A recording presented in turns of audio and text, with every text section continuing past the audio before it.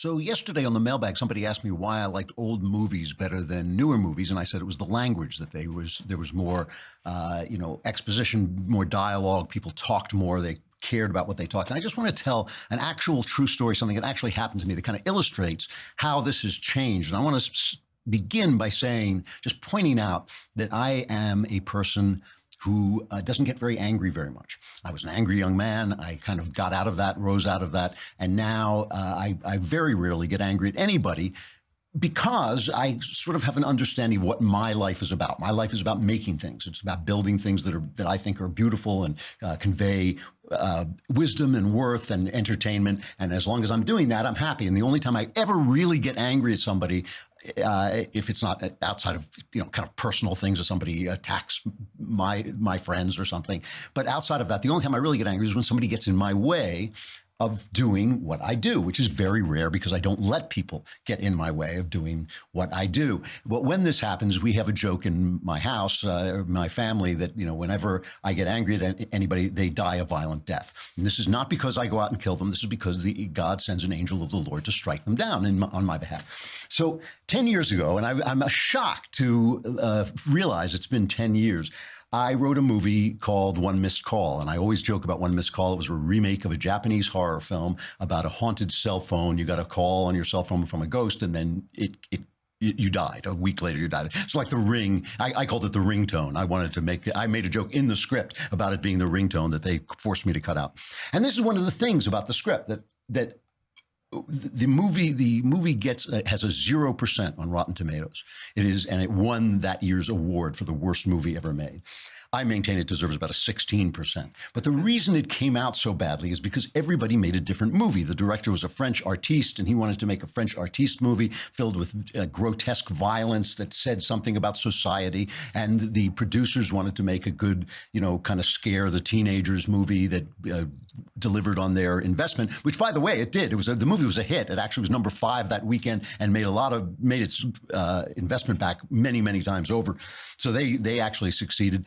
I took this job because I thought it was a good deal for me, both economically and for fun, which is one of the big reasons I work, is for fun.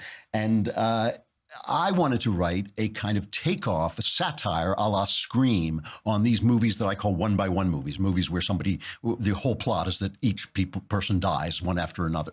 And so I wrote what I thought was this fairly witty script. I'm not going to argue that it was Shakespeare. It was what it was. It was what it was supposed to be.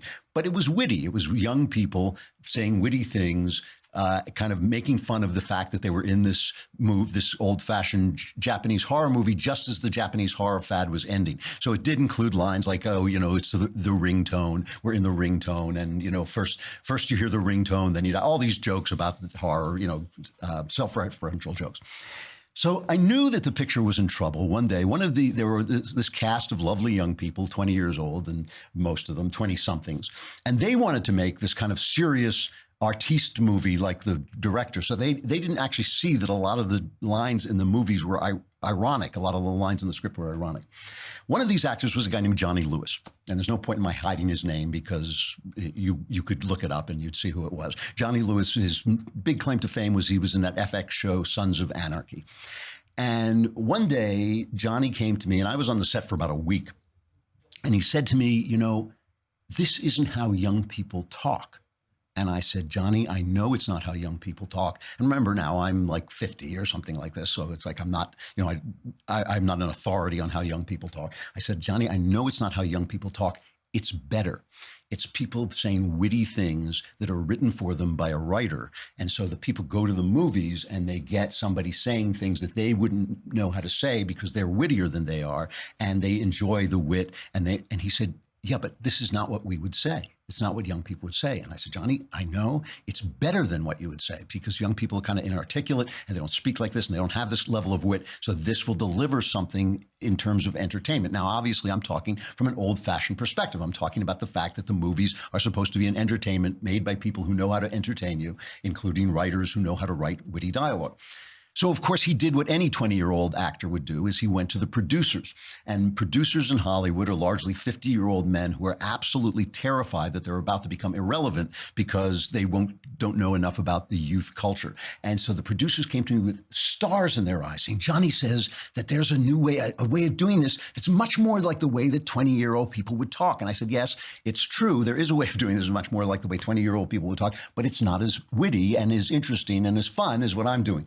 So, of course, writers have no power on set. And I knew I was going to lose the argument the minute it started, but I thought I'd made my argument. And of course, they went off and they let Johnny and the actress who was also in the scene rewrite the scene. And so it became filled with like stuttering and, dirty words and all this stuff. And I have to admit, I got angry at Johnny Lewis. Now, I didn't say anything because there was no point. I didn't think I could win the fight. That I said to my wife, this guy really ticked me off because now the script is going to be bad. Now the movie is going to be bad because they're just going to do this in every scene and there's nothing I can do about it. I'm not even going to be on set after this week. So that's just the way it goes. And they just thought the scene was so much better because it sounded so much more like real kids talking instead of like witty dialogue that was actually communicating with the audience. 4 years later, Johnny Lewis walked into his 81-year-old landlady's room, murdered her, killed her cat, stepped off the roof of the building, and fell to his death. So the moral of the story is that one, that the democratization of language has an effect. It has maybe some positive effects, but it also tends to cheapen the idea of language as communicating truth. It communicates reality, but it no longer communicates truth. And the second moral of the story is don't piss me off. Trigger warning, I'm Andrew Klavan, and this is The Andrew Klavan Show.